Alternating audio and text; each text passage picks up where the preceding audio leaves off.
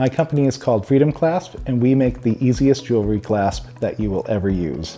The mission of our company is to eliminate the struggle associated with wearing jewelry because of traditional jewelry clasps.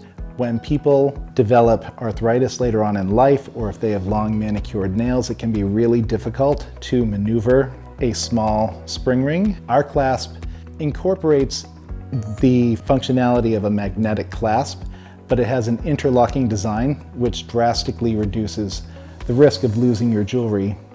Our business partner is named Sonny Burgoon, and he has been a jeweler for about 30 years. And he had a number of elderly clientele come to him complaining that they could no longer maneuver the clasps on their jewelry and they wanted to use a magnetic clasp. So together with my brother-in-law Bill, who's an inventor, they invented the Freedom Clasp to make jewelry easier to use so that people can do it themselves unassisted and so that you won't lose your jewelry. At home, I've got 2 cats that are about to turn 16 years old, which I can't even believe. They still act like they're 2, and they bring just a lot of joy to my life because they are ridiculously fun.